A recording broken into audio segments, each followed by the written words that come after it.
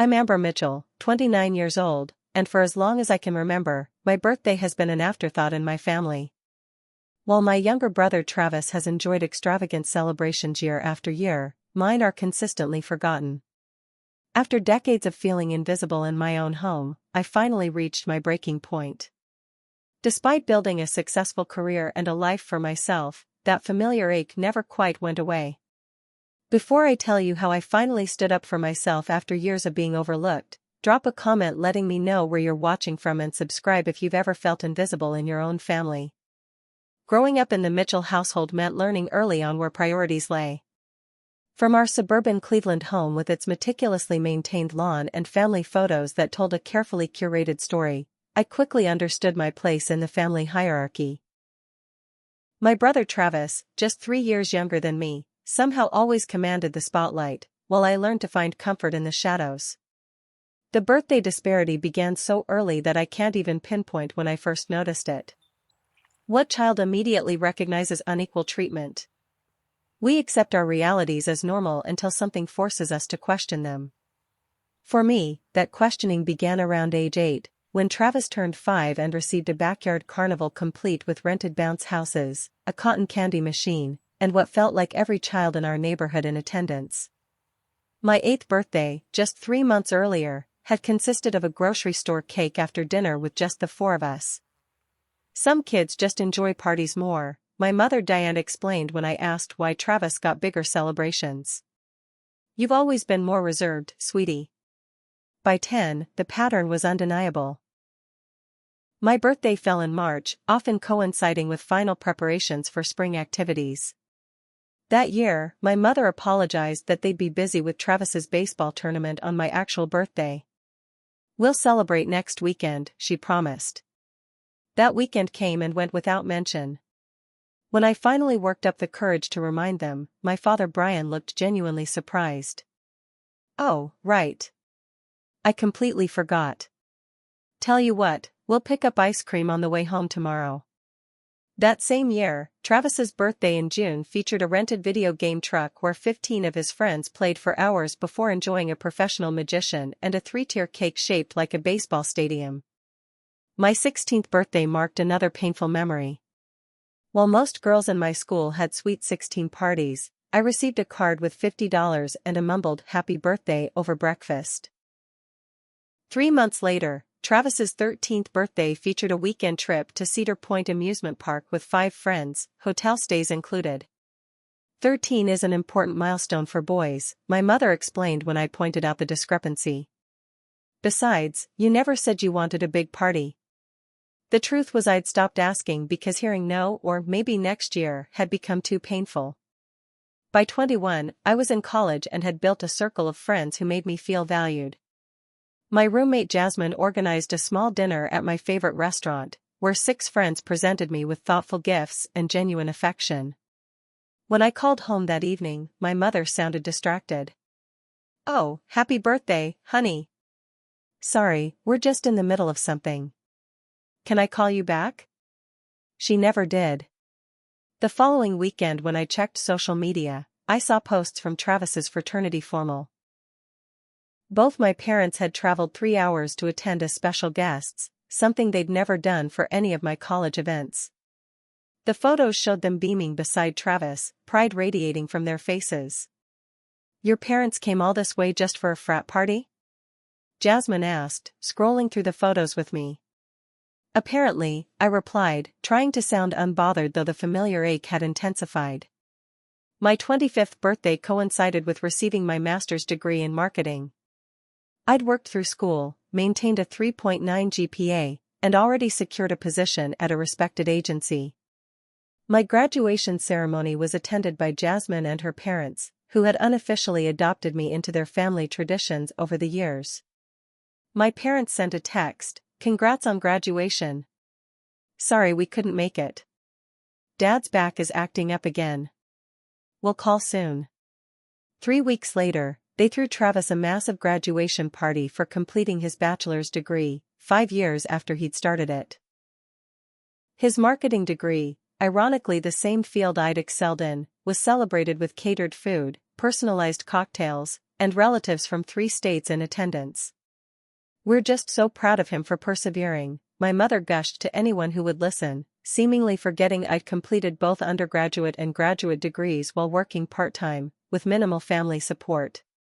Through these years, Jasmine remained my steadfast supporter, witnessing the pattern my parents had established and consistently validating my feelings about it. "It's not in your head, Amber," she would assure me after particularly painful instances. "What they're doing isn't fair, and it's not because you're less deserving." Despite the clear family dynamic, I managed to build a successful career. By 29, I had been promoted to senior marketing executive at my agency, managing major accounts and a team of 5. My apartment in Chicago's Lincoln Park neighborhood reflected my aesthetic. Minimalist but warm, organized but inviting. I'd created a life that made me proud, even without the family support I'd always craved. Whenever I attempted to discuss the birthday issue with my parents, the conversation followed a predictable path. "You're being too sensitive," my father would say, his tone suggesting the discussion was already over. "We love you both the same," my mother would insist, often adding, "Travis just needs more encouragement. You've always been so self-sufficient." My self-sufficiency wasn't innate, it was developed out of necessity, from years of understanding that my needs came second. When I pointed this out during a visit home last Christmas, my mother burst into tears and my father accused me of trying to ruin the holidays. The subject was once again closed, with nothing resolved. 2 years ago, I met Ryan Thompson at a charity event my agency was sponsoring. As the development director for a literacy nonprofit, he had a warmth and genuine interest in people that immediately drew me in. Our relationship progressed naturally, built on mutual respect and open communication. Ryan noticed the birthday situation during our first year together, when my parents forgot to call on my birthday until 3 days later, with my mother leaving a hurried voicemail, "Hi sweetie, sorry for the delay. Happy belated birthday. Things have been crazy with planning Travis's graduation trip to Europe. Call when you can." The trip to Europe, a 2-week tour of 4 countries, was their gift to Travis for his graduation. My graduation gift had been a $100 gift card to Amazon. "Is it always like this?" Ryan asked after hearing the message. "For as long as I can remember," I admitted. Through Ryan and Jasmine, along with my small but loyal circle of friends, I found the validation and celebration I'd always longed for. But the childhood wound remained, a tender spot that never quite healed, reopened each year when March came around. The breaking point came unexpectedly, 3 months after my 29th birthday had passed with its usual non-celebration. I'd received a text from my mother that morning, "Happy birthday, sweetheart. Sorry we can't call today, your father has a dental appointment and then we're meeting the Hendersons for dinner. We'll try to catch up this weekend." The weekend call never came. I'd spent my birthday working late, then having a quiet dinner with Ryan, who had surprised me with concert tickets to my favorite band and a thoughtful handwritten letter that made me cry with its sincerity. Then, on a Tuesday evening in June, I was scrolling through Instagram when a post from my cousin Megan appeared, so excited for Travis's epic 26th birthday bash next month. "Who else is making the trip? #Mitchell Family Party #Travis 26-inch. The post included a photo of a digital invitation featuring Travis's face and the details of what appeared to be a weekend-long celebration at my parents' lake house, complete with boating, catering, and a live band. The comment section revealed that relatives from as far as California and Florida were planning to attend. My hands trembled slightly as I took a screenshot and sent it to Jasmine with a simple message, "Guess what's happening for Travis's birthday?" Her response was immediate, "Are you freaking kidding me? After they couldn't even call you on your actual birthday? This is beyond ridiculous." Before I could respond, my phone rang. It was my mother. "Amber, honey, I'm so glad I caught you," she said, her voice carrying that forced cheerfulness I'd come to recognize as a prelude to asking for something. "I was wondering if you might be able to help us out with Travis's birthday next month." I felt a tightness in my chest. "Help out how?" "Well, we're planning this little get-together at the lake house." I saw the invitation on Megan's Instagram, I interrupted. Doesn't look that little. There was a pause. Oh, you saw that? Well, yes, we're having family come in. Travis has been working so hard at his new job, and we thought he deserved something special. The irony wasn't lost on me. Travis had started an entry-level marketing position 6 months ago, at a firm that had actually offered me a job first, which I'd declined for my current role. Meanwhile, I'd just successfully led a campaign that increased our clients' revenue by 30% and received nothing but a standard good job from my parents when I'd mentioned it during our last phone call. Anyway, my mother continued, seemingly oblivious to my silence, we were hoping you might contribute to the band. They're asking for $1,200, and it's a bit more than we budgeted for. We thought maybe you could cover half? Since you're doing so well at work. Something inside me snapped. The request to financially contribute to yet another elaborate celebration for Travis, after my own birthday had once again been an afterthought, felt like the final insult. Mom, I said, my voice steadier than I expected, 3 months ago, you and Dad couldn't even find time to call me on my actual birthday. No party, no family gathering, not even a proper phone call. And now you're asking me to help fund Travis's weekend extravaganza? Amber, she sighed, her tone shifting to the one she used when she thought I was being difficult, don't start this again. You know we love you both the same. It's just. Just what? Just that Travis deserves celebrations and I don't? Just that everyone can fly in for his birthday but not even call on mine? Just that I'm expected to contribute financially to his party when I can't remember the last time you acknowledged my birthday with more than a text? You're being dramatic, she said. We've been busy, and you know how sensitive Travis can be. He needs more. More what? More love? More attention? More celebration? When is it ever my turn, Mom? The conversation deteriorated from there, ending with my mother in tears and me feeling both vindicated for finally speaking up and guilty for causing her distress, a familiar cycle in our relationship. That evening, I recounted the conversation to Ryan as we sat on my balcony, the Chicago skyline twinkling before us. I don't understand how they don't see it, Ryan said, shaking his head. It's so blatant. They see what they want to see, I replied. In their minds, Travis needs the support and I don't.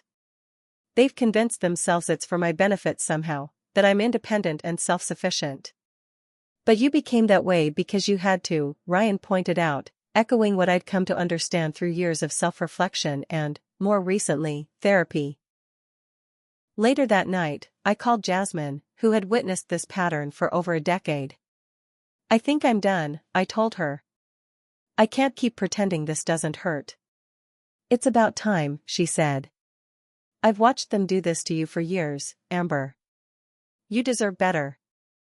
The final confirmation came the next day when I overheard a phone conversation while visiting my grandmother Elaine. My mother was on speakerphone, unaware I had arrived early. It's going to be the biggest celebration we've ever thrown, my mother was saying excitedly. Everyone's coming, even Uncle David from Florida. We've got the caterers, the band, the decorations all planned out. What about Amber? My grandmother asked. Will she be there? There was a slight pause. Oh, I'm sure she'll come. Though she did give me a hard time about contributing to the band. You know how she can be, always comparing what we do for her and Travis. Maybe because there is something to compare, Diane, my grandmother said pointedly. My heart swelled with unexpected gratitude. Mom, not you too, my mother sighed. Amber is fine. She has her job and her boyfriend and her whole life in Chicago. Travis needs our support more. He always has. I slipped out the door before they could realize I was there, tears streaming down my face. In my car, I made a decision. This time, I wouldn't just smile and pretend it didn't hurt. This time would be different. My first instinct, born from decades of accumulated hurt, was admittedly not my most mature. Driving home from my grandmother's house, I fantasized about ways to disrupt Travis's birthday extravaganza, showing up with embarrassing childhood photos, publicly calling out my parents' favoritism, or simply creating a scene that would make everyone uncomfortable. These vengeful scenarios played out in my mind for approximately 20 minutes before rationality returned. Travis wasn't the villain in this story. He had benefited from our parents' favoritism, certainly, but he hadn't created it. And creating a scene would only reinforce my parents' narrative that I was emotional and difficult, while Travis was easygoing and deserving.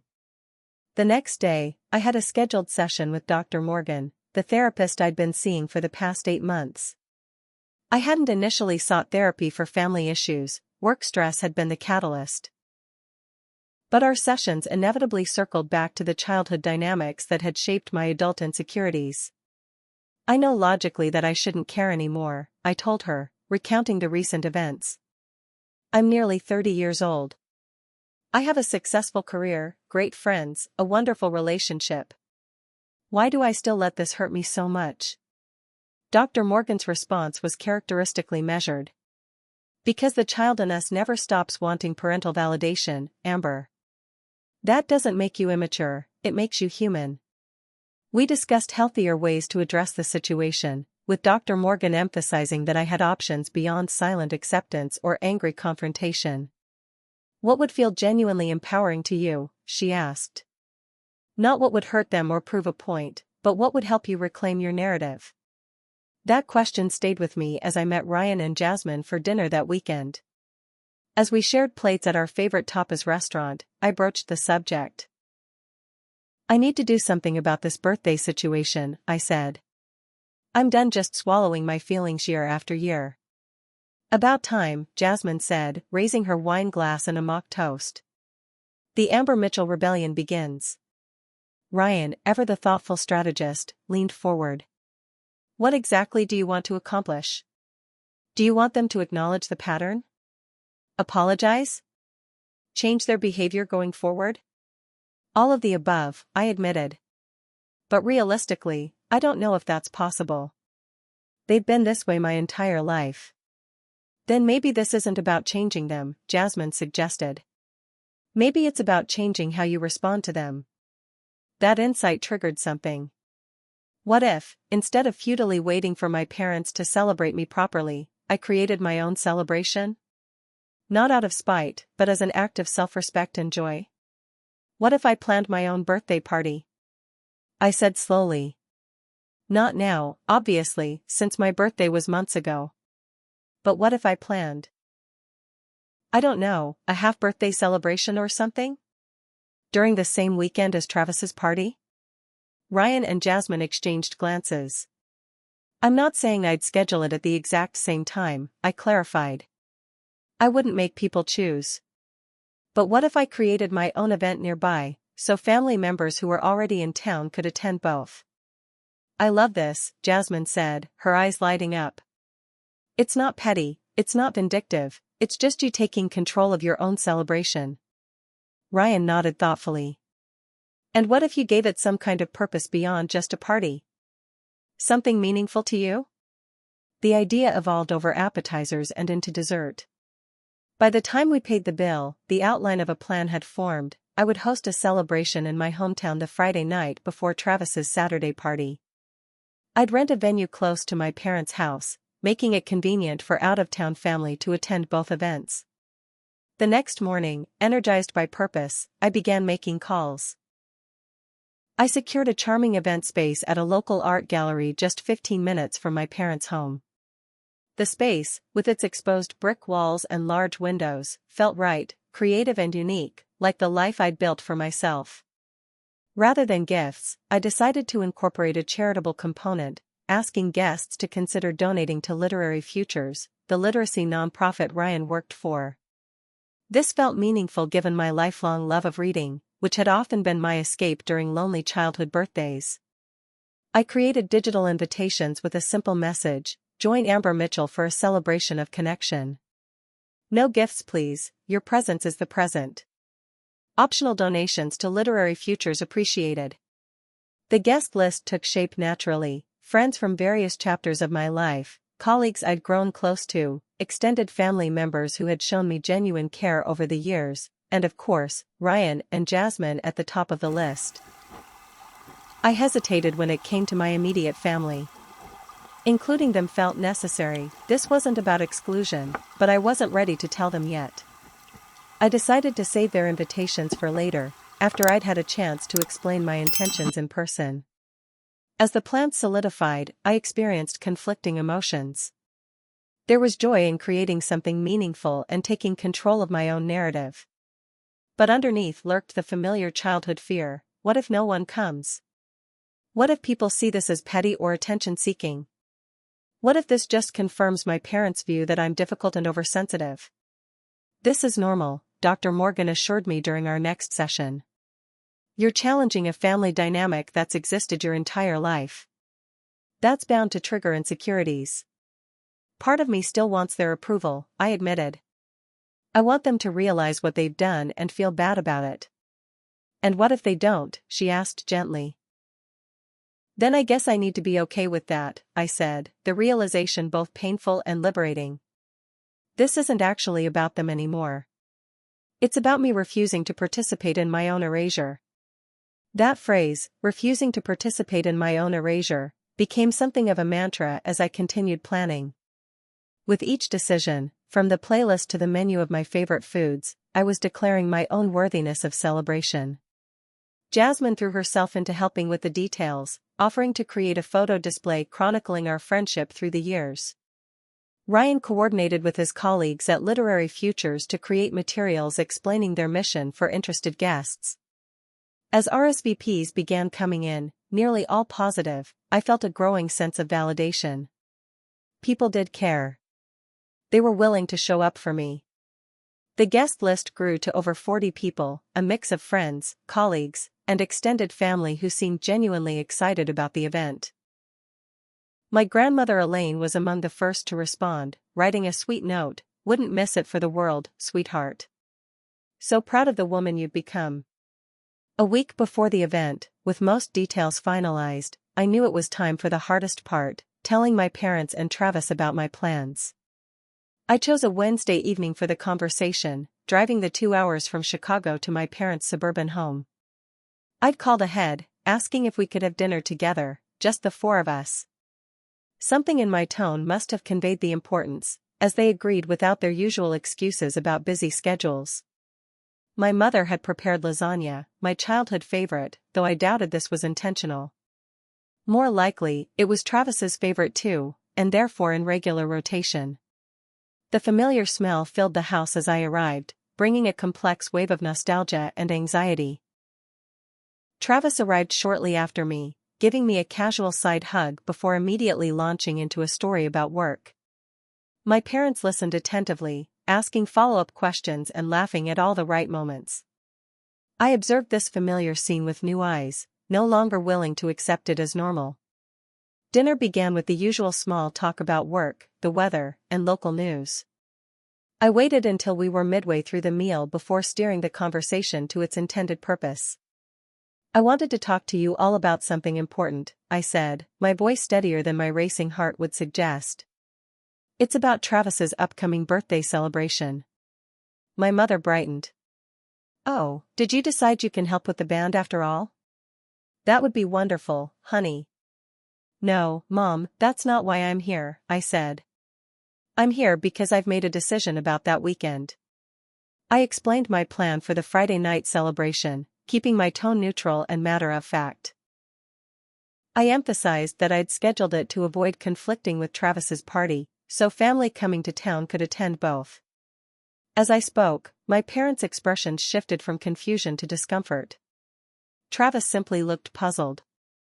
"But your birthday was months ago," my father said when I finished. "Yes, it was," I agreed. And like most years, it passed with barely an acknowledgement from this family.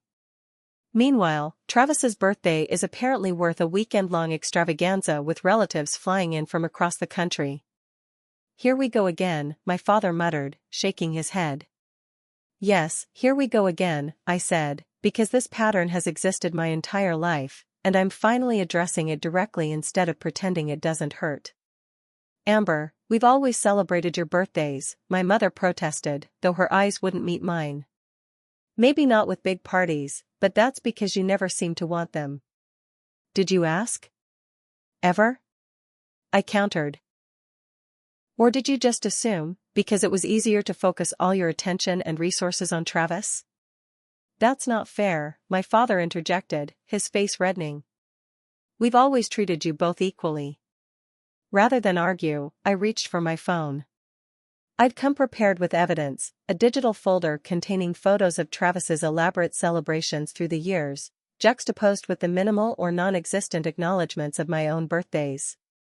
I'd compiled dates, presents, attendance lists, and costs where I knew them. This is just from what I could document, I said, passing my phone to my mother. There's a clear pattern here that you've either been unable or unwilling to see. My mother scrolled through the images, her face crumpling. We never meant to. It wasn't intentional. Intent doesn't negate impact, I said quietly, repeating a phrase Dr. Morgan had used often in our sessions. Whether you meant to hurt me or not, the message I received year after year was that I wasn't worth celebrating, that Travis was the priority and I was an afterthought. My father began a defensive rebuttal, but Travis interrupted, his voice uncharacteristically serious. Can I see that? He asked, reaching for the phone. As he scrolled through the evidence I'd compiled, his expression shifted from curiosity to shock to something that looked like shame. I had no idea, he said finally, looking up at me. Amber, I swear I never noticed this was happening.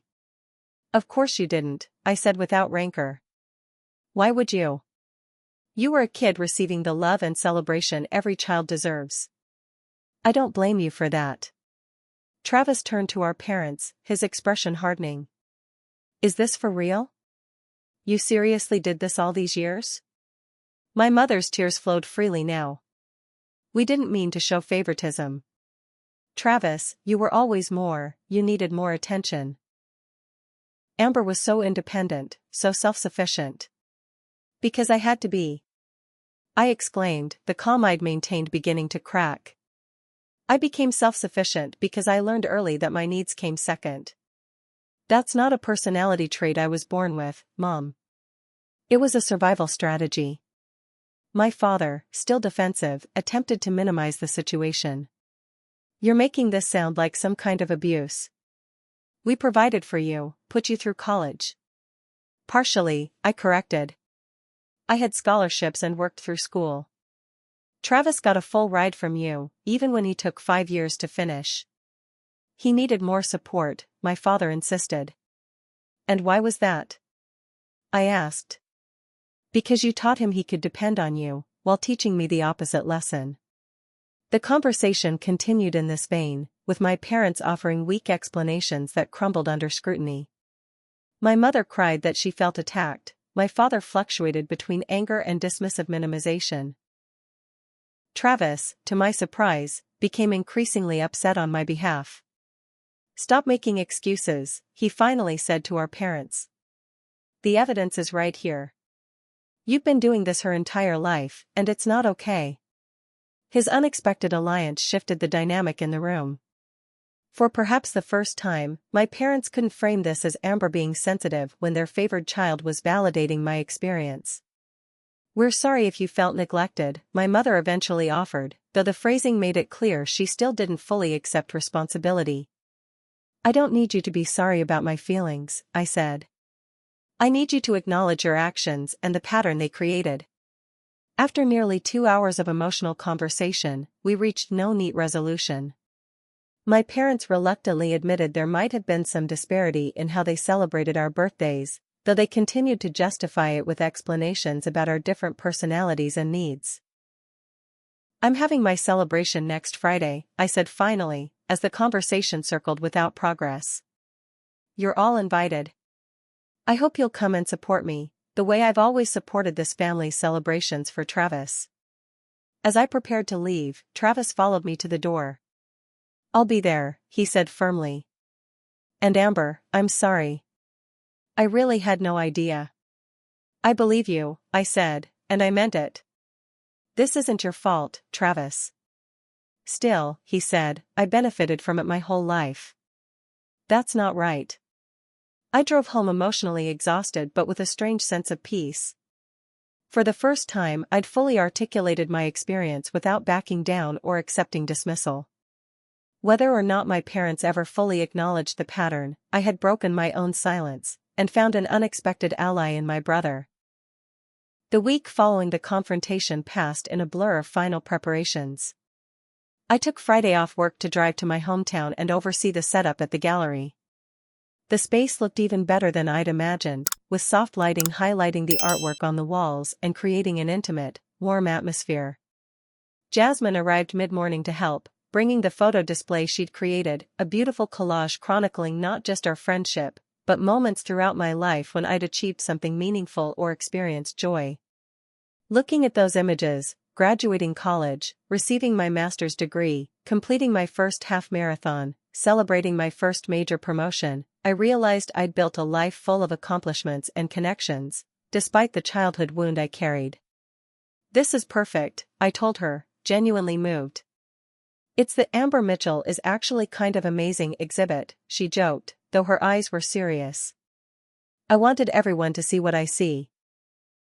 As we worked, my phone buzzed with a text from Travis. "Can we talk? Coffee in an hour?"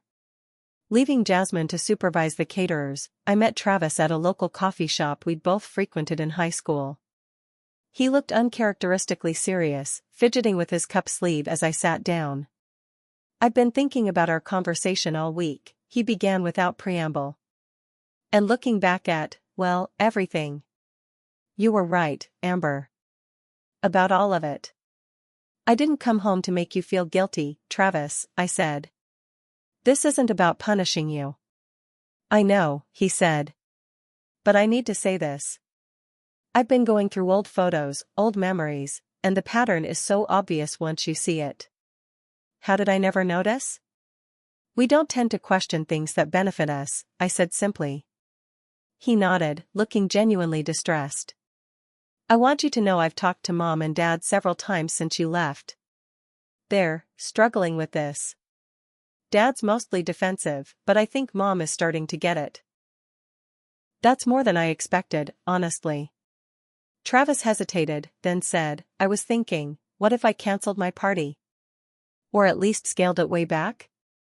It feels wrong to go ahead with this huge celebration now that I understand what's been happening." His offer touched me deeply, but I shook my head. "That's not what I want, Travis. I've never wanted to diminish your celebrations. I just needed, to be celebrated too." "I'll be there tonight," he promised. "And I've talked to some of the cousins and aunts and uncles. They'll be coming too." That information both warmed and alarmed me. "You've been talking to the extended family about this?" "Not in a bad way," he assured me quickly. "I just told them you were having a special event tonight and that it would mean a lot if they could attend both celebrations this weekend." As we parted, Travis hugged me, a real hug, not the casual side hug that had become our norm. "I'm sorry it took me this long to be a better brother," he said. "You're here now," I replied. "That's what matters." Back at the gallery, I found preparations proceeding smoothly. The caterers were setting up, the playlist I'd created was being tested through the sound system, and the literary futures materials were arranged on a tasteful display table. Throughout the afternoon, my phone buzzed constantly with messages from family members. Some were coming to both events as Travis had mentioned. Others expressed confusion or sent thinly veiled criticisms about creating drama or competing with your brother. I let those slide, focusing instead on the positive responses. My grandmother Elaine called around 4 o'clock. "I'm looking forward to tonight, sweetheart," she said. "And I want you to know I'm proud of you for standing up for yourself. It's been a long time coming." "You knew?" I asked, surprised. "Of course I knew," she said. "I've tried to talk to your mother about it over the years, but she always had excuses. Some people can't see their own patterns until they're forced to." As evening approached, nervousness set in. Despite the confirmations, a childhood fear lingered. What if no one shows up? What if this public attempt at self-celebration becomes another painful memory? Ryan arrived at 6, looking handsome in a blue button-down that matched his eyes. He took in my nervous expression and pulled me into a reassuring embrace. "Tonight is going to be wonderful," he said. "And even if something goes wrong, remember why you're doing this. This is about you reclaiming your right to be celebrated, not about everything being perfect."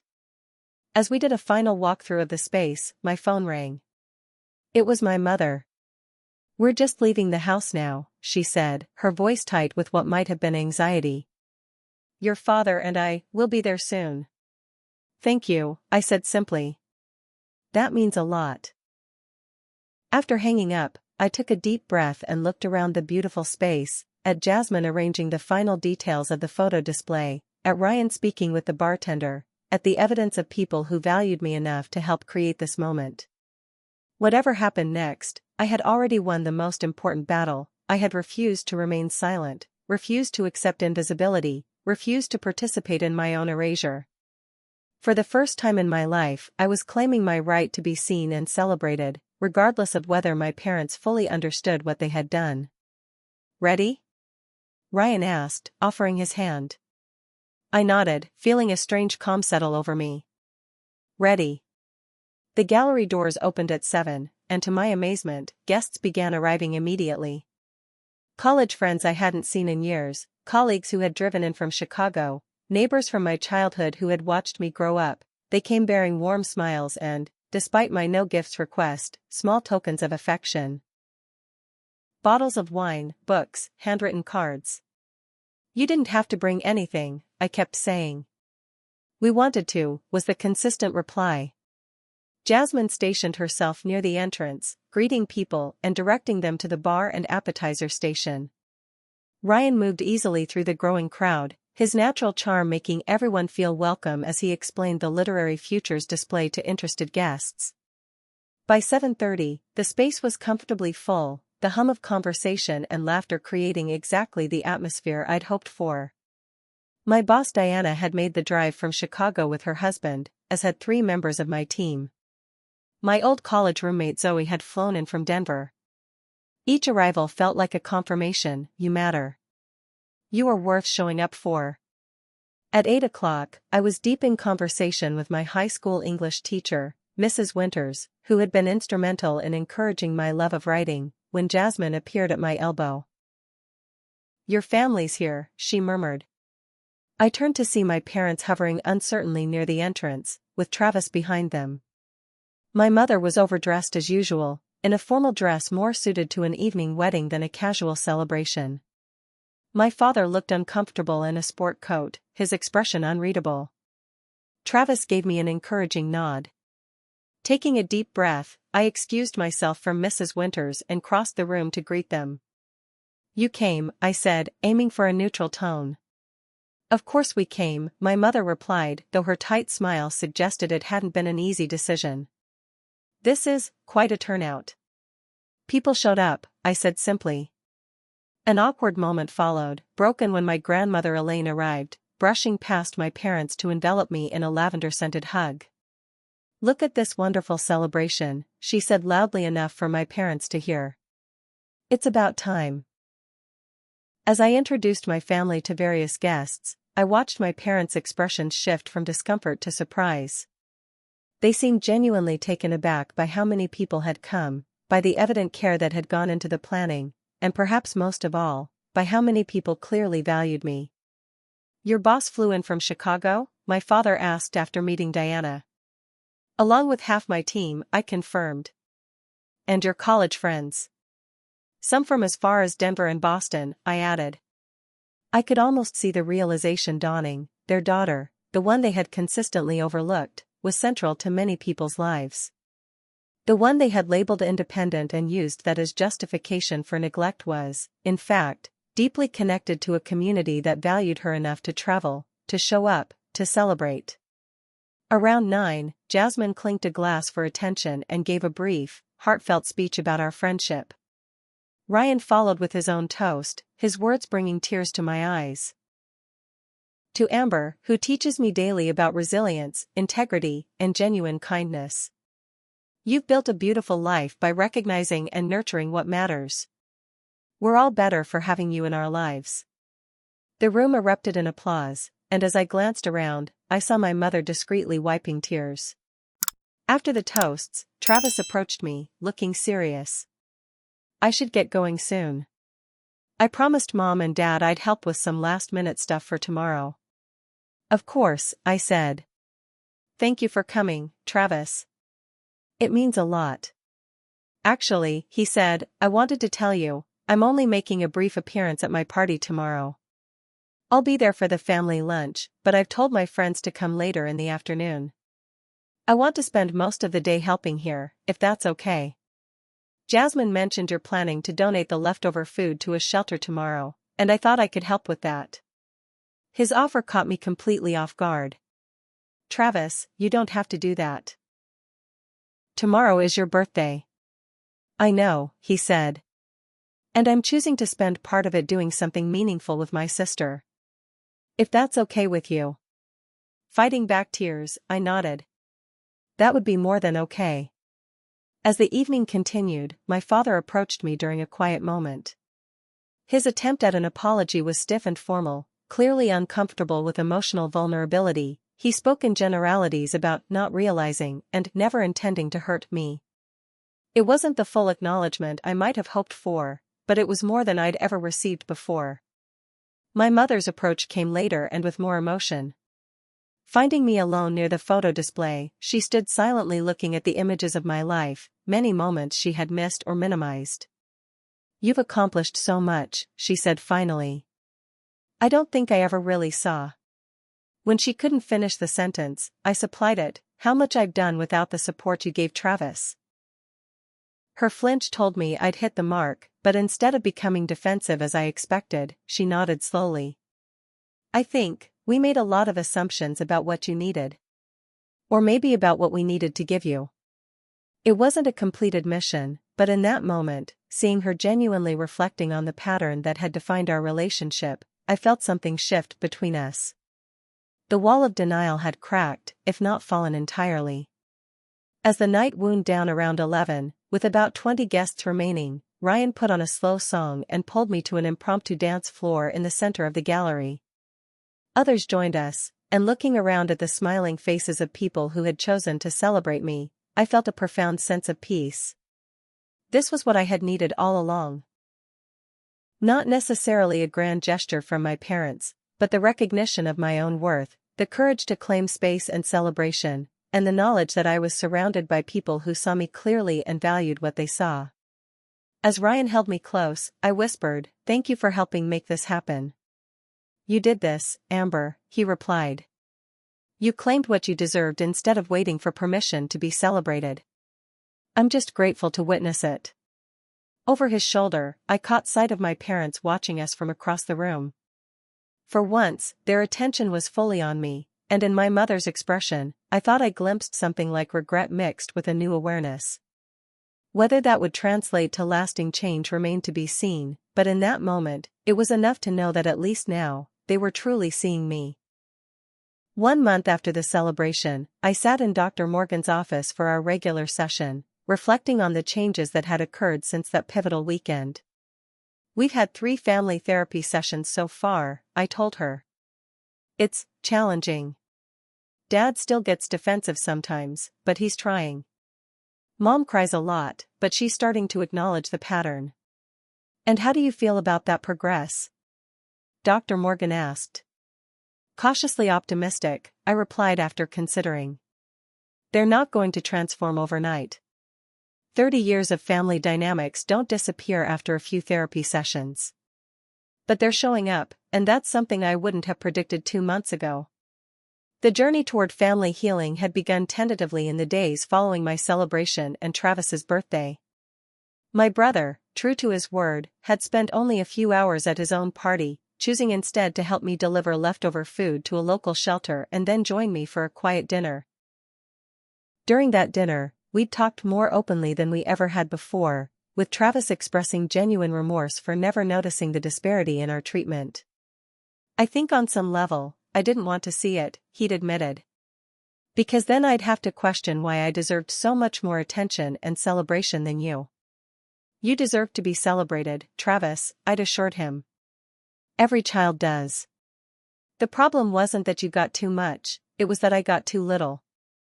That conversation had marked the beginning of a new relationship between us, one built on honesty rather than the surface-level interactions that had characterized our adult relationship. Travis had even been the one to suggest family therapy, approaching our parents directly rather than leaving it to me. "They listen to you differently," I'd noted when he told me. "I know," he'd said grimly. "That's part of the problem we need to fix." Now, sitting in Dr. Morgan's calming office, I continued updating her on the past month's developments. "The most surprising change has been with Travis," I said. "He texts me almost daily now, just checking in or sharing something funny. It's like he's making up for lost time." "And your parents?" Dr. Morgan prompted. "They're trying, in their way," I said. "Dad still struggles with direct emotional conversations, but he sent me an article about my company's latest campaign with a note saying he was proud of me." "That's new." "And your mother?" "She's making more of an effort. We've had lunch twice, just the two of us. She actually asked questions about my job and listened to the answers. And she mentioned that she and Dad are considering selling the lake house." "The site of many of Travis's celebrations," Dr. Morgan noted. "Exactly. She said they're thinking about downsizing anyway, but I wonder if it's also symbolic, letting go of a place that represents the old family dynamic." 2 weeks after my celebration, my parents had surprised me with an unexpected gesture, a belated birthday dinner at my favorite restaurant in Chicago. They'd driven in specifically for the occasion, bringing a thoughtfully chosen gift, a first-edition copy of my favorite childhood book, one I'd mentioned once in passing months earlier. The fact that they had remembered and sought it out suggested a new level of attention to my preferences and interests. "It's still awkward sometimes," I admitted to Dr. Morgan. "There are moments when we fall back into old patterns. Dad still tends to pivot conversations toward Travis's accomplishments. Mom still sometimes dismisses my feelings with 'you're too sensitive.' But now I can point it out when it happens, and at least some of the time, they catch themselves." "That's significant progress," Dr. Morgan observed. "What about your own feelings about your birthday? Has that changed?" I considered the question carefully. I think I no longer see my birthday as this painful reminder of being overlooked. The celebration I created was healing in ways I didn't fully anticipate. It wasn't just about making a point to my family, it was about proving to myself that I am worth celebrating, with or without their validation. "That's powerful, Amber." "It is," I agreed. "And it's extended beyond just birthday celebrations. I'm setting better boundaries in all areas of my life now.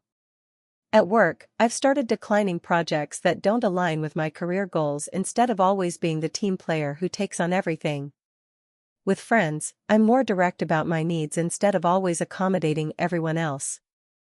This new approach to boundaries had indeed transformed multiple areas of my life.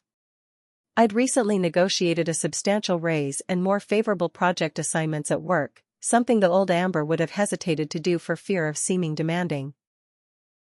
My relationships, particularly with Ryan, had deepened as I became more comfortable expressing my needs and desires directly. "Ryan says I seem lighter," I told Dr. Morgan. "Like I've put down a heavy backpack I've been carrying for years." "That's an apt metaphor," she said. "Carrying the weight of feeling unworthy of celebration is exhausting." As our session wound down, Dr. Morgan asked a final question: "What would you say is the most important lesson you've taken from this experience?" I didn't need to think long about my answer. That waiting for others to validate your worth is a recipe for disappointment.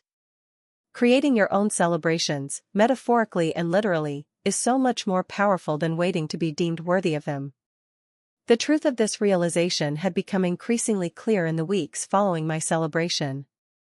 The event itself had been meaningful, but even more significant was the internal shift it represented. From seeing myself through my parents' minimizing lens to recognizing my own inherent worthiness. This didn't mean the childhood wound had completely healed.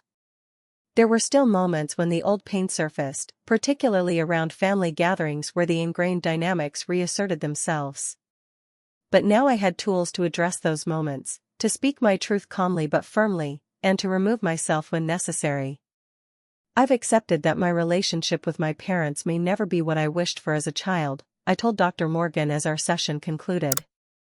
But it can be something different, something more honest and, in its way, more authentic. And I've realized that the family we create through meaningful friendships and relationships can sometimes provide what our biological family cannot. That evening, as Ryan and I prepared dinner in my apartment, I received a text from my mother. Just wanted to say I'm thinking of you and love you. No special reason. It was a small gesture, but significant in its randomness, an unprompted expression of affection rather than an obligatory holiday or birthday message.